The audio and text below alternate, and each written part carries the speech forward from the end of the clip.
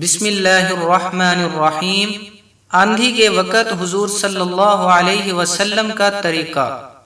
حضرت عائشہ رضی اللہ تعالی عنہا فرماتی ہیں کہ جب ابر یعنی آندھی وغیرہ ہوتی تھی تو حضور اقدس صلی اللہ علیہ وسلم کے چہرہ انور پر اس کا اثر ظاہر ہوتا تھا اور چہرے کا رنگ فک یعنی بدل جاتا تھا، اور خوف کی وجہ سے کبھی اندر تشریف لے جاتے اور کبھی باہر تشریف لاتے تھے اور یہ دعا پڑھتے تھے: اللہم انی اسألک خیرها وخیر ما فیها وخیر ما ارسلت به واعوذ بک من شرها وشر ما فیها وشر ما ارسلت به۔ ترجمہ: یا اللہ اس ہوا کی بھلائی چاہتا ہوں اور جو اس ہوا میں ہو، بارش وغیرہ، اس کی بھلائی چاہتا ہوں، اور جس غرض کے لیے یہ بھیجی گئی اس کی بھلائی چاہتا ہوں۔ یا اللہ میں اس ہوا کی برائی سے پناہ مانگتا ہوں، اور جو چیز اس میں ہے اور جس غرض سے یہ بھیجی گئی اس کی برائی سے پناہ مانگتا ہوں۔ اور جب بارش شروع ہو جاتی تو چہرے پر انبساط شروع ہوتا۔ حضور صلی اللہ علیہ وسلم کے خوف کا سبب۔ حضرت عائشہ رضی اللہ تعالی عنہا فرماتی ہیں کہ میں نے عرض کیا کہ یا رسول اللہ صلی اللہ علیہ وسلم، سب لوگ جب ابر دیکھتے ہیں تو خوش ہوتے ہیں کہ بارش کے آثار معلوم ہوئے، مگر آپ پر ایک گرانی محسوس ہوتی ہے۔ حضور صلی اللہ علیہ وسلم نے ارشاد فرمایا: عائشہ، مجھے اس کا کیا اطمینان ہے کہ اس میں عذاب نہ ہو؟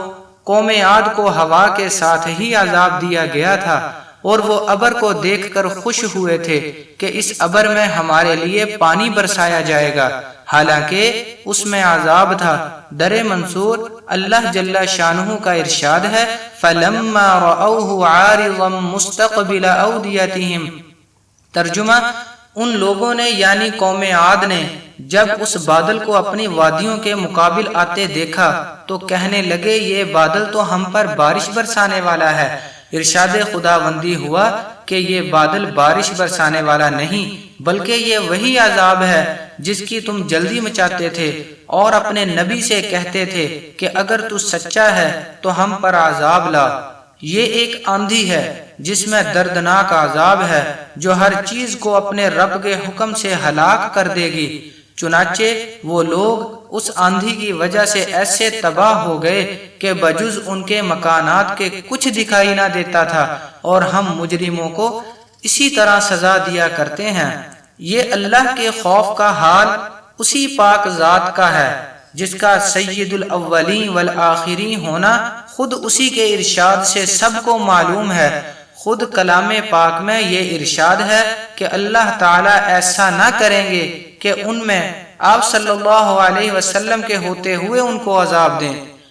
اس وعدہ خداوندی کے باوجود پھر حضور اقدس صلی اللہ علیہ وسلم کے خوف الہی کا یہ حال تھا کہ ابر اور آندھی کو دیکھ کر پہلی قوموں کے عذاب یاد آ جاتے تھے۔